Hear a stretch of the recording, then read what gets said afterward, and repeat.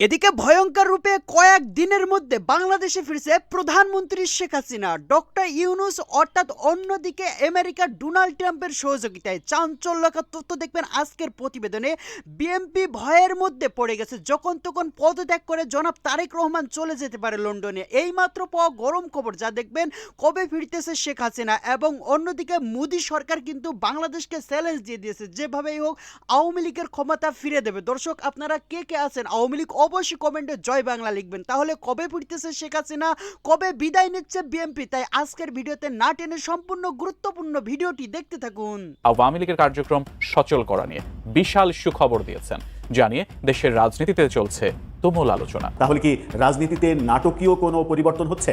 তাহলে কি রাজনীতির গতিপথ সেই দিকেই যাচ্ছে যেদিকে গেলে আওয়ামী লীগ রাজনীতিতে ফিরতে পারে? খুব শীঘ্রই আওয়ামী লীগের রাজনীতি মাঠে ফিরছে। আওয়ামী লীগের রাজনীতি নিষিদ্ধের যে প্রক্রিয়া, দীর্ঘায়িত করার যে প্রক্রিয়া সংসদে আইন পাশের মাধ্যমে দেখলাম, সেটা কি অস্তিত্ব হারাচ্ছে কিংবা সেটা কি কার্যকর রাখা হচ্ছে না? ভারত কিন্তু ঠিক এই সুযোগটার অপেক্ষাতেই ছিল।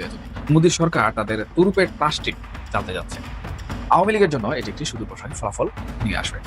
এর মানে হচ্ছে আওয়ামী লীগকে পুনর্বাসিত করা, আওয়ামী লীগের উপর থেকে আইনি যে খড়গগুলো রয়েছে সেই খড়গ তুলে নেওয়া, বা আওয়ামী লীগের উপর আরোপিত নিষেধাজ্ঞা তুলে নিয়ে তাদের রাজনীতি করার সুযোগ দেওয়া। বাংলাদেশে এমন দিন আসছে, দ্রুত তারেক রহমান শেখ হাসিনাকে ফোন করে মাফ চাইবেন। তিনি বলবেন, আসেন আমরা একসাথে মিলে দেশ পরিচালনা করি। কারণ তারেক রহমানের বাবার সাধ্য নাই এই রাষ্ট্র পরিচালনা করবেন।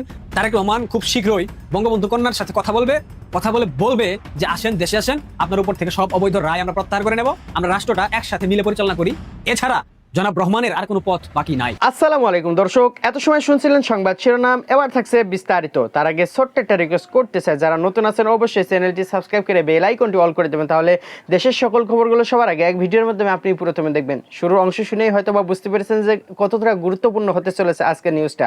তাই বেশি দেরি করতে যাচ্ছে না দর্শক, চলুন আমরা লাইক দিয়ে একের পর এক ধারাবাহিকভাবে আজকের সকল আলোচিত খবরগুলো দেখে আসি। দিন আসছে, দ্রুত তারেক রহমান শেখ হাসিনাকে ফোন করে মাফ চাইবেন। তিনি বলবেন, আসেন আমরা একসাথে মিলে দেশ পরিচালনা করি। কারণ তারেক রহমানের বাবার সাধ্য নাই এই রাষ্ট্র পরিচালনা করবেন।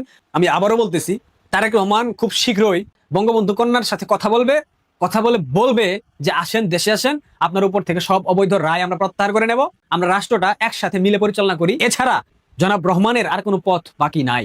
যেভাবে আগুন নিয়ে খেলতেছেন, একদিকে ভারত, অন্যদিকে চীন, তার উপর মার্কিন যুক্তরাষ্ট্র, এই তিনটা বৈশ্বিক ক্ষমতাকে ব্যালেন্স করার সক্ষমতা 10 পাস প্রধানমন্ত্রীর মধ্যে নাই। এটা খোদ 10 পাস প্রধানমন্ত্রী নিজেও জানে। ক্ষমতা এমন একটা জিনিস, এটাকে উত্তপ্ত করার মতো ভাবতে হবে। বাংলাদেশের ক্ষমতা একটা উত্তপ্ত করার মতো। শেখ হাসিনা বাংলাদেশ থেকে চলে যাওয়ার পর ইউনূস রাষ্ট্র ক্ষমতায় বসলো, তারেক রহমান সবকিছু সমঝোতার মাধ্যমে বাংলাদেশে আসলেন। এসেই তিনি ভেবেছেন ক্ষমতার চেয়ারে যেভাবেই হোক তাকে বসতে হবে। বসলেন। এরপর যখন বুঝলেন এটা উত্তপ্ত একটা করা, এখানে বসলে পশ্চাৎ দেশ জ্বলে পুড়ে ছারখার হয়ে যাবে যদি আমি এই ক্ষমতার তাপটাকে নিয়ন্ত্রণ করতে না পারি। জনাব তারেক রহমান এই তাপকে তিনি নিয়ন্ত্রণ করতে পারেন নাই, তিনি সার্বিকভাবে ব্যর্থ হয়েছেন। এখন আমি নিশ্চিতভাবে বলতে পারি, জনাব তারেক রহমান যখন তার বইয়ের বুকে মাথা রেখে ঘুমায়, তার বইয়ের কুলে মাথা রেখে ঘুমায় রাত্রিবেলা, তখন সে নিঃসন্দেহে স্বপ্ন দেখে একজন মহিলা 70 ঊর্ধ্ব, সেই মহিলা কিভাবে এই দানবীয় রাষ্ট্রকে পরিচালনা করেছেন, সেই মহিলা কিভাবে এই অসংখ্য দৈত্য দানবকে বোতলবন্দি করে তিনি রাষ্ট্র পরিচালনা করেছেন, বাংলাদেশের প্রত্যেকটা সেক্টরকে তিনি কিভাবে একক হাতে সামাল দিয়েছেন, বাংলাদেশটাকে কিভাবে তলাবিহীন ঝুড়ি থেকে মধ্যময়ের দেশে রূপান্তর করেছেন, বাংলাদেশের অর্থনীতি, শিক্ষা, স্বাস্থ্য, সামরিক খাত, নারী ক্ষমতায়ন থেকে শুরু করে সংখ্যালঘুদের জন্য বিভিন্ন ধরনের বন্দোবস্ত করা, বিভিন্ন ভাতা ব্যবস্থা করা, বিধবা ভাতা, অসংখ্য, মানে বাংলাদেশের প্রত্যেকটা সেক্টর, গৃহায়ন প্রকল্প, যে যাদের বসবাসের জন্য জায়গা ছিল না, জমি ছিল না, বাস্তুহীন, গৃহহীন, তাদেরকে ঘরবাড়ি নির্মাণ করে দেওয়া। কি করেন নাই? বঙ্গবন্ধুর কন্যা আপনাদের জন্য কি করেন নাই? বিনিময়ে আপনারা কি দিয়েছেন? তাকে অসম্মানিত করে তার অন্তর্বাস নিয়ে আপনারা হাসি তামাশা করেছেন, ঠাট্টা করেছেন। তাকে হত্যা করতে না পেরে সেটার ক্ষোভ আপনারা সামাজিক যোগাযোগ মাধ্যমে প্রকাশ করেছেন। আপনারা গণমাধ্যমে বলেছেন শেখ হাসিনাকে হত্যাই ছিল আপনাদের একমাত্র লক্ষ্য।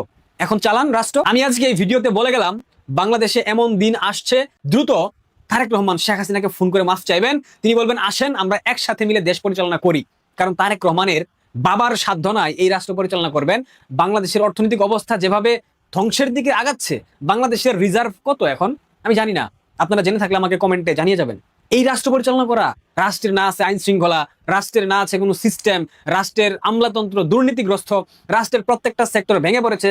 আবার তার মধ্যে মরার উপর খাড়ার ঘা মার্কিন বাণিজ্য চুক্তি, জ্বালানি সংকট, হামের টিকার অভাবে প্রতিদিন অসংখ্য শিশু মৃত্যুবরণ করতেছে। সবকিছু মিলিয়ে ভাই আমি আবারও বলতেছি, তারেক রহমান খুব শীঘ্রই বঙ্গবন্ধু কন্যার সাথে কথা বলবে যে আসেন, দেশে আসেন, আপনার উপর থেকে সব অবৈধ রায় আমরা প্রত্যাহার করে নেব, আমরা রাষ্ট্রটা একসাথে মিলে পরিচালনা করি। এছাড়া জনাব রহমানের আর কোনো পথ বাকি নাই। যেভাবে আগুন নিয়ে খেলতেছেন, একদিকে ভারত, অন্যদিকে চীন, তার উপর মার্কিন যুক্তরাষ্ট্র, এই তিনটা বৈশ্বিক ক্ষমতাকে ব্যালেন্স করার সক্ষমতা 10 পাস প্রধানমন্ত্রীর মধ্যে নাই। এটা খোদ 10 পাস প্রধানমন্ত্রী নিজেও জানে। সুতরাং দিল্লি না ঢাকা, ঢাকা ঢাকা, আজাদি না গোলামি, আজাদি আজাদি, এইসব স্লোগান না দিয়ে আপাতত স্লোগান দেন, ওই দিল্লিও না ঢাকাও না, ইসলামাবাদ ইসলামাবাদ, দিল্লিও না ঢাকাও না, করাচি করাচি, এই ধরনের স্লোগান দেন। তাহলে বাংলাদেশের মানুষ বুঝবে যে আপনারা সত্যিকার অর্থে কি ধারণ করেন। এই আড়ালে আবডালে লুকিয়ে থেকে গুপ্ত হয়ে যে রাজনীতি করার প্রবণতা, এখান থেকে বের হয়ে আসেন জনাব তারেক রহমান। কোনো হুমকি নয়, কোনো ধামকি নয়, শুধুমাত্র চোখে আঙুল দিয়ে দেখিয়ে দেওয়াই আমাদের কাজ। আমরা সেটা করছি, বাকি সিদ্ধান্ত নেবে বর্তমান সরকার, সরকারের প্রধানমন্ত্রী এবং সংশ্লিষ্ট ব্যক্তিবর্গ। বাংলাদেশ ছাত্রলীগকে সৃষ্টি করে নাই, ছাত্রলীগ বাংলাদেশকে সৃষ্টি করছে।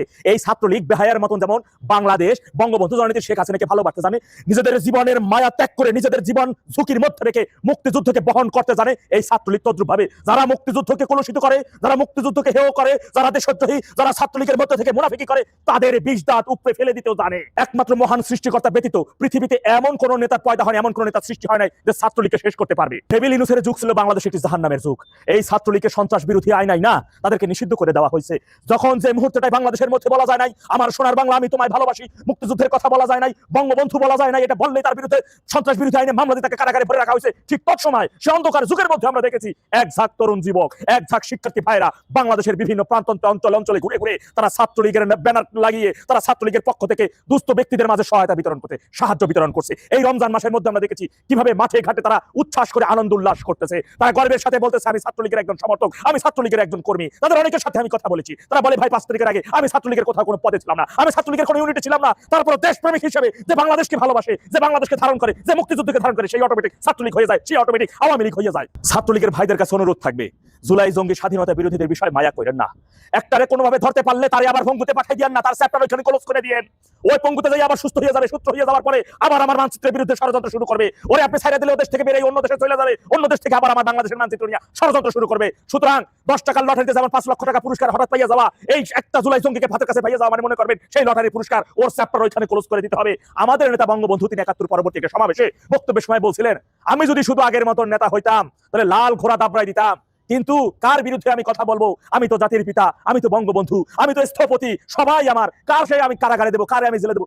এই মায়া কইরেই তৎকালীন সময়ে এই দেশদ্রোহীদের বিরুদ্ধে তিনি কঠোর অবস্থান যাইতে পারেন নাই, কঠোরতা দেখান নাই। কুখ্যাত রাজাকার শাহ আজিজকে গ্রেফতার করে কারাগারে দিয়েছিলেন সত্য, কিন্তু কারাগারে আবার তিনি যাতে যেমন ভালো থাকে তার ব্যবস্থাও তিনি করেছিলেন। এখানেই আমাদের সর্বনাশ হয়েছিল, আজকের এই সর্বনাশ। এদেরকে আপনি যতবার মাফ করে দেবেন, এই মুনাফিকের দল, এই মুনাফিকের দলদের আপনি যতবার ক্ষমা করবেন ততবারই আপনি ভুল করবেন। সেই ভুলটা অতীতে আমাদের হয়েছিল, নেতা করেছিলেন, আর যে কারণেই কিন্তু নেতার সেই উদারতাকে ওরা দুর্বলতা হিসেবে ধরে নিয়ে আজকে ওদের বিরুদ্ধে আমাদের সংগ্রাম করতে হচ্ছে। ভাইরা আমার, যতগুলো রাজাকারকে কারাগারে দিয়েছিল, জিয়াউর রহমান ষড়যন্ত্র করে বঙ্গবন্ধুকে হত্যা করলো, হত্যার পরবর্তীতে এই শাহ আজিজকে কিন্তু তিনি প্রধানমন্ত্রী বানাইছিল। তার বিএনপি সংগঠনের একটি তৎকালীন ছিলেন কিংস পার্টি, আজকের এই ক্যান্টনমেন্টে পয়দা হয়েছিল আজকে ওই বিএনপি রাজনৈতিক দলের এবং এই ইসলাম মুসলিম লীগের সমস্ত নেতাদের এই শাহ আজিজের সংগঠন। তার তো কোনো নেতা কর্মী ছিল না, তিনি রাজনৈতিক পলিটিশিয়ান, কোনো ব্যক্তি না। এই শাহ আজিজদের এই সংগঠনের লোকের, এই রাজাকারদের নিয়ে সমন্বয়ে তৈরি হয়েছিল তৎকালীন সময় এই সংগঠন। এই গুয়াজম এবং নিজামী তাদেরকে বাংলাদেশে পাসপোর্ট দেওয়া হয়েছিল, তারা এই দেশে ঢুকতে পারে নাই বঙ্গবন্ধুর জীবদ্দশায়। বঙ্গবন্ধুকে নির্মমভাবে হত্যার পরবর্তী সময় কিন্তু এই কুখ্যাত রাজাকারী বাংলাদেশে প্রবেশ করাইছিল।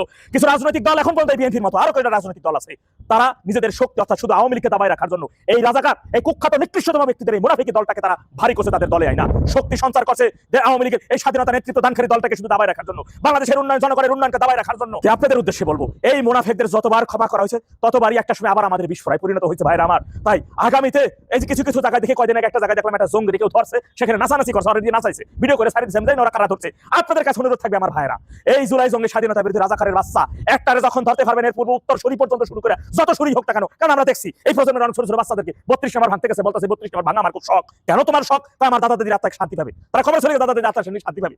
কেন তাদের দাদা দাদির আত্মা শান্তি পাবে? কারণ দাদা দাদি ছিল রাজাকার, দেশ বিরোধী। আর যারা মুক্তিযুদ্ধ বিরোধী ছিল তারা সকলেই তাদের শত্রু ছিল বঙ্গবন্ধু। এটা তো সবাই জানেন, এটা তো পানির মতন দিব্যি পরিষ্কার। সুতরাং আমার ভাইরা, এই রাজাকারের বাচ্চাদের সর্বশেষ উত্তরসূরি পর্যন্ত সেটা রাজাকারের পয়দা থেকে রাজাকারী সৃষ্টি হয়, ওদের রক্ত থেকে, ওদের জেনেটিক থেকে, ওদের বীর্য থেকে ওই বীর্যই তৈরি হয়। এই আজকে কিন্তু একজন দুজন ওদের সংখ্যা কিন্তু ব্যাপক অপরিসীম ওদের সংখ্যা, যেটা আমাদের কাছে প্রতীয়মান হয়েছে 24-এর এই 5 আগস্ট পরবর্তী সময়। যেখানে যে অবস্থা যারা যেখানে পাবেন হোয়াটসঅ্যাপটা এখানে ক্লোজ করে দিবেন। দয়া করে ফঙ্গুতে ফাড়াই না, ফঙ্গুতে ফাড়াই আবার সুস্থ হয়ে কিন্তু আপনার বিরুদ্ধে ষড়যন্ত্র করবে। দয়া করে যদি আপনি ছাইরা দেন, এই দেশ থেকে ভাইকে যাবে, বিদেশ থেকে আবার ষড়যন্ত্র করবে দেশের বিরুদ্ধে। তাই ওদের বিষয় কোন স্যাক্রিফাইস করেন না, ওর চ্যাপ্টারটা ওইখানে ক্লোজ করে দিবেন, ওর অক্সিজেন ওইখানে খাইয়ে দিবেন, এরপর যা হয় হবার হবে। কথা একটা লাউড এন্ড ক্লিয়ার, এর মধ্যে অন্য কোনো XYZ হবে না। বাংলাদেশ আওয়ামী লীগ বাংলাদেশ সৃষ্টি করছে, এই বাংলাদেশে শুধু স্বাধীনতা বিরোধী বাদে আর সকলে নির্বিঘ্নে চলাচল করবে। যারা এই বাংলাদেশের রাজনীতি করবে, যারা এই ক্ষমতায় যাবে, তারা 71 মুক্তিযুদ্ধকে ধারণ করতে হবে। বঙ্গবন্ধু বাংলাদেশের মহান স্থপতি, বঙ্গবন্ধু স্বাধীনতার ঘোষক, এইটা মাইনে নিয়ে দেশের রাজনীতি করতে হবে। এর বাইরে অন্য কোনো XYZ কোনো শব্দ থাকবে না। এই দেশে সকলের জন্য, এই দেশে সকলে বসবাস করবে নির্বিঘ্নে, সবাই আমাদের ভাই। দেশ বিদেশি যারা এই দেশে আছেন তারাও আমাদের ভাই। কিন্তু শুধু যারা 71 মুক্তিযুদ্ধের বিরুদ্ধে অবস্থান নিয়েছে, যারা রাজাকারের উত্তরসূরি রাজাকারের বাচ্চা, ওরা এই দেশে কোনোভাবেই থাকতে পারবে না। এমনকি এই দেশে জীবদ্দশায় জীবিতভাবে অন্য দেশে পালা যেতে পারবে না। ওদের সেক্টর এই দেশের মাঠের মতোই পুঁতে দিতে হবে। এই রাজাকারের বাচ্চারা দেশের যেখানে যাক না কেন সেখান থেকে ষড়যন্ত্র করবে আমার মানচিত্র নিয়ে, আমার লাল সবুজের পতাকা নিয়ে। সুতরাং এই মাঠের মধ্যে ওদেরকে আমরা পুঁতে দেবো, কোনোভাবে ওদের অক্সিজেন আমরা বাইরে রাখবো না ইনশাআল্লাহ। এভাবে প্রতিটা ভাইদেরকে শপথ নিতে হবে।